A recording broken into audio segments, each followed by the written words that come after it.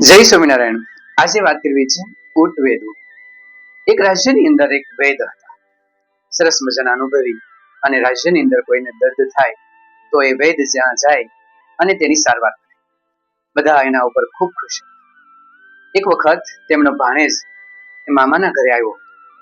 એ એમની સાથે જતો અને તેને મદદ કરતો.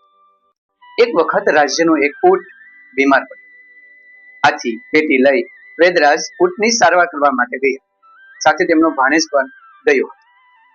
વેદરાજે બરાબર ઊંટની તપાસી તો ગળાની અંદર કશુંક ફસાઈ ગયું.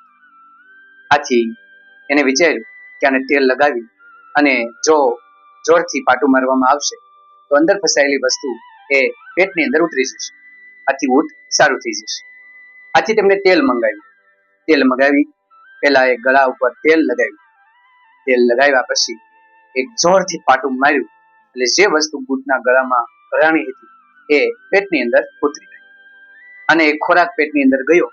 આથી ઊંટ સારું થઈ ગયું અને એનો શ્વાસ ચાલવા લાગ્યો. પેલા ભાણેજે આ જોયું કે પાટું મારવાથી દર્દ થયું છે, ગજબ કહેવાય, કારણ કે મને આ દવા હવે સારવાર આવડી ગઈ. એક વખત વેદરાજ બહાર ગયા અને રાજ્યમાંથી તેડું આવ્યું. સૈનિકો આવીને કીધું, વેદરાજ જલ્દી પધારો, રાણીને ખૂબ દુઃખ થાય છે. ત્યારે ભાણેજે કીધું કે મામા તો નથી, પરંતુ તમે મને લઈ જાઓ, મને પણ ઘણી ખબર પડે છે. સૈનિકો પેલા ભાણાને લઈ ગયા. ભાણાએ રાણીને જોયા તો એમનું પણ ગળું સૂજી ગયું, ગળાનો રોગ થયેલો. આથી વિચાર્યું બસ આ જ હશે, ઊંટને જેમ હશે ને એમ જ આને હશે, બીજી કઈ તકલીફ નથી, ગળામાં કઈ ખોરાક ભરાઈ ગયો છે, પાટું મારીશ ને તો નીચે ઉતરી જશે.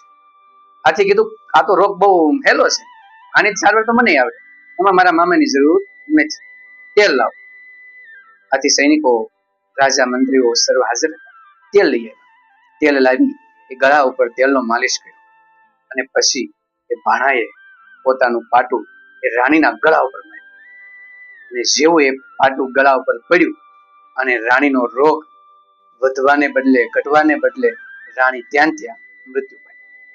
રાજા ખૂબ ક્રોધિત થયા અને ત્યાં જ ને ત્યાં તેમને ફાંસીની સજા સંભળાવી દીધી અને અંતે એને પણ મરવાનો વારો આવી ગયો. આમ જે વસ્તુ જાણતા નથી એની અંદર પડવાની જરૂર નથી. અને ઊંટ વેદુ ઘણી વાર કહીને કે ઊંટ વેદુ કરવો રેવા દો, તમને ખબર પડે છે તો કરો, નહીતર ઊંટ વેદા કરવાની કઈ જરૂર નથી. ઘણી વખત આપણે ઊંટ વેદાની અંદર સારું કરવાને બદલે ખરાબ કરી દેતા હોઈએ છીએ. જે વાતની આપણને ખબર નથી એ વાતની અંદર કે એ કાર્યની અંદર ક્યારેય જોડાવું નહીં. એ કાર્યમાં હંમેશા આપણને નુકસાન જતું હોય છે. આપણને તો જાય, સામેવાળાને પણ નુકસાન જતું હોય છે.